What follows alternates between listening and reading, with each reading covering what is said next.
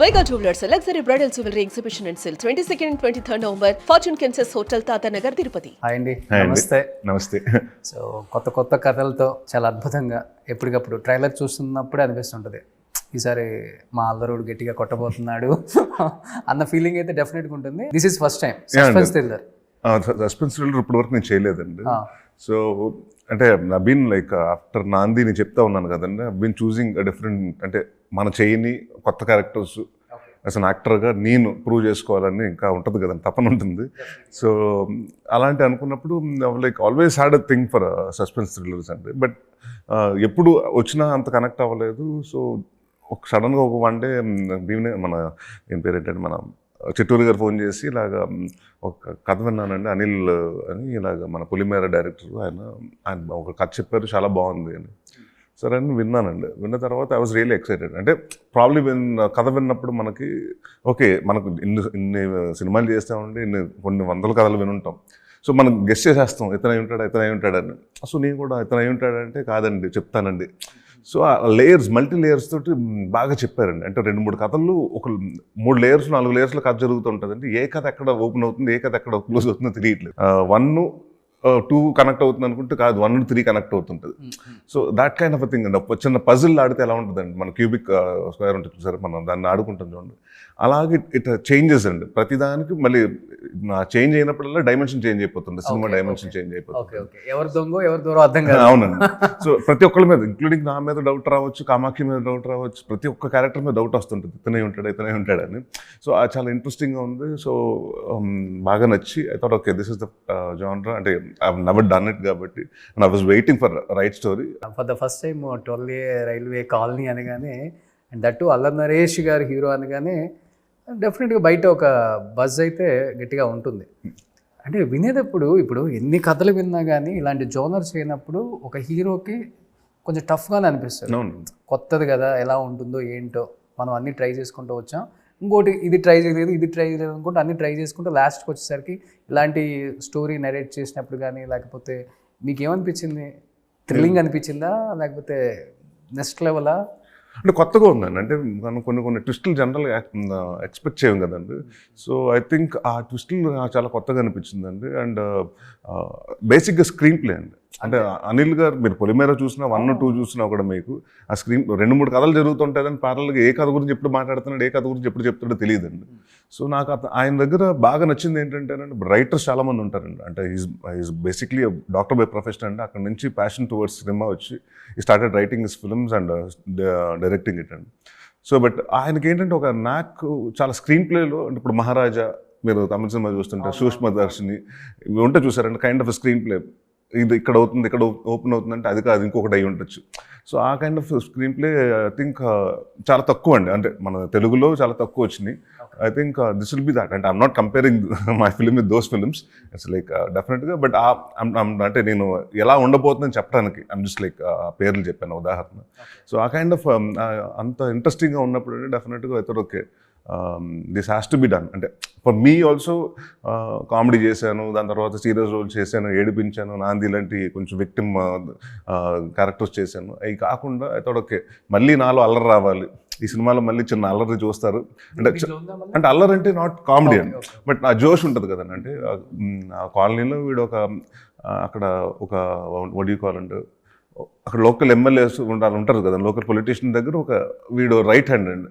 So అక్కడ ఏదైనా కావాలి, కాలనీలో ఏదైనా ఆర్గనైజ్ చేయాలి, ఏదన్నా అక్కడ క్రికెట్ మ్యాచ్లు పెట్టాలన్నా, ఇంకోటి ఏదైనా పెట్టాలంటే మొత్తం వీడే చేస్తుంటాడండి.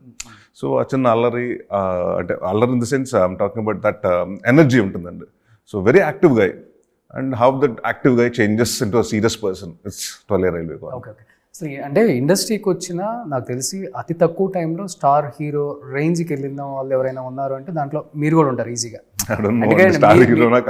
మీరు తీసిన సినిమాలు చూసుకుంటే ఇయర్కి 4-5 సినిమాలు రిలీజ్ అయిన సందర్భం ఇయర్ కూడా ఉంది.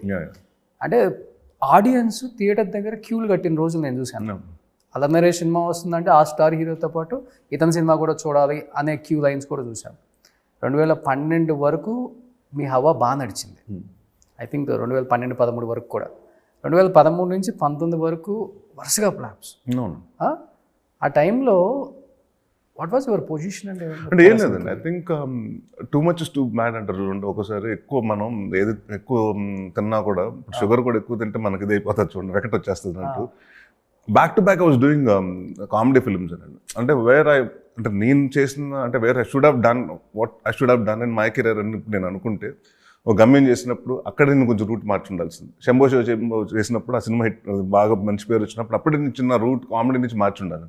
సో ఏమైపోయిందంటే కామెడీ కామెడీ కామెడీ కామెడీ అనేటప్పటికి ఓకే, జనరల్గా ఏంటంటేనండి అంటే నా సినిమాలు కామెడీ బాగా చేశారని చెప్తారు కానీ అంటే కామెడీ, మీ సినిమాలో కామెడీ చాలా బాగుంది అంటారు కానీ మీ కామెడీ సినిమాలో బాగా చేశారని ఎవరు తక్కువ చెప్తారండి.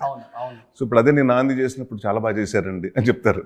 సో యాక్టర్ అంటే ఐ థింక్ ఎక్కడో తెలియకుండా చిన్న ఇది ఉందండి. ప్లస్ ఆ టైంలో they were like back to back అదే ఐ థింక్ రిపీటెడ్ క్యారెక్టరైజేషన్స్ అవ్వటం, ఆడియన్స్ కూడా ఓకే ఎక్కడో మొనాటనీ వచ్చేసినట్టుందండి. దాని తర్వాత ఐ టుక్, అంటే కొంచెం మహర్షి తర్వాత I took break for almost 6 to 8 months చేసుకుని, then I thought okay I will do only films which అంటే పర్సనల్గా నాకు నచ్చాలి, అంటే డిఫరెంట్ ఫిల్మ్స్ చేద్దాం, రెగ్యులర్ కాదు. So to prove my self అంటే నాంది was again a proving point అండి. ఇట్స్ లైక్ అప్పటి వరకు కామెడీ చేసినవాడు ఇప్పుడు సీరియస్ సినిమా చేస్తే దీనికి బిజినెస్ అవుతుందా, డిస్ట్రిబ్యూటర్స్ కొంటారా, థియేటర్కి జనాలు వస్తారా, ఎన్ని చాలా క్వశ్చన్స్ ఉన్నాయి కదా. So I have to prove that అండి. Then once Naandhi was a hit, okay then okay audience are ready to watch me, అంటే ద మూవీ కాంటెంట్ కరెక్ట్గా ఉంటే ఆడియన్స్ ఆర్ ఇంట్రెస్టెడ్ అండి. Then I thought okay I will do only roles, అంటే నాకు నచ్చిన కథలు. I been very selective అండి. And I think మీరు అన్నట్టు 12 నుంచి ఒక 19కి ఆ పీరియడ్లో I was just doing okay films, but I was not selective now I become very selective. అంటే నేను చేసినప్పుడు ఆడియన్స్ రిసీవ్ చేసుకోలేకపోయారు కాబట్టి మళ్ళీ అది కదండి, అది నేను ఆడియన్స్ ఎప్పుడు బ్లేమ్ చేయనండి. It was too early for my, నేను అన్నది మంచి సినిమా అంటే నాకు ఇవాళకి మంచి పేరు ఉంటుందండి, ఎవరిని చూసినా మంచి పేరు, but that was too early అండి. అంటే అప్పటికి నేను నరేష్ అన్నవాడు కామెడీగా సెట్ అవుతాడా, సీరియస్గా సెట్ అవుతాడా అని ఒక చిన్న, ఎందుకంటే వరుసగా అల్లరి తోటి ఎన్ని కామెడీ సినిమాలు చూసాను, సడన్ గా దెన్ ఐ వాస్ డూయింగ్, నేను ఐ థాట్ ఒక ఆడియన్స్కి చిన్న జరుపుకొచ్చి ఉంటుంది ఏంటి మొన్నదాకా నవ్వించాడు సడన్గా ఇదని. ఐ థింక్ ఒక 5-6 years తర్వాత చేస్తుంటానంటే it would been a different thing అండి. ఐ థింక్ నేను అసలు దేంట్లోకి వస్తున్నానని నేను ప్రూవ్ చేసుకోలేదు, ఇంకా ఆడియన్స్ కూడా చెప్పాల నేను కామెడీ చేస్తాను కాదు ఇది కూడా చేస్తాను. So I was like way head of a time అనుకుంటున్నానండి. My 9th film. అవును, I think I should have done a few more films and prove myself, then I should have proven that.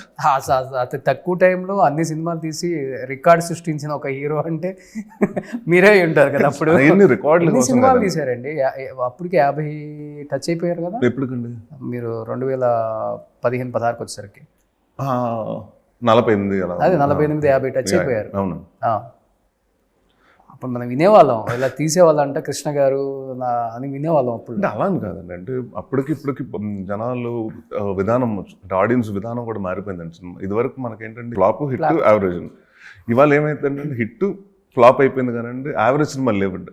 Average సినిమాలు అంటే audience కూడా okay 1-2 weeksలో ఓటీటీలో వస్తుందో చూద్దాం మనం. So to get audience to the theatre it's become అంటే major thing అండి.